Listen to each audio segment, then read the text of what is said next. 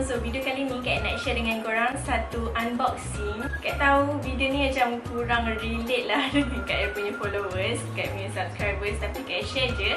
So Kak excited untuk share dengan korang. So keep on watching. So ini dia punya kotak. Dalam kotak ada kotak. So Kak akan share dengan korang apa yang ada dalam kotak yang kedua. So Kak beli set Lepas Bersalin ni. Kalau korang beli one set bersalin ni, korang akan dapat free bengkung zigzag. Kita mulakan dengan barang kecil-kecil dulu So firstly, teh herbal. Teh herbal ni dia untuk menyihatkan rahim dan menguatkan badan untuk wanita selepas bersalin.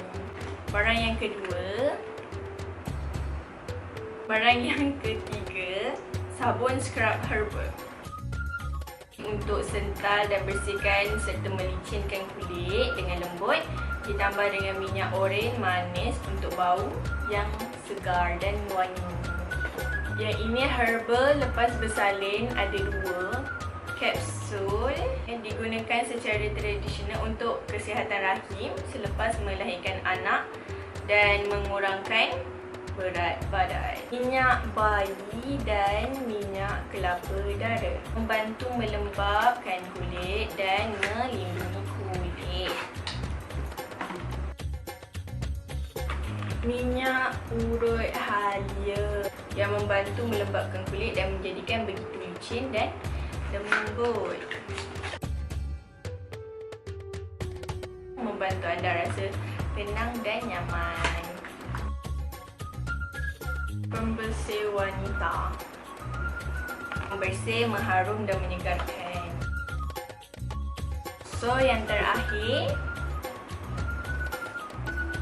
untuk membantu membersihkan dan menegangkan bahagian abdomen selepas melahirkan anak. Kat sini ada dia punya flyers and booklet dia. So korang boleh baca dan apa yang ada produk-produk lain. Inilah bengkung dia.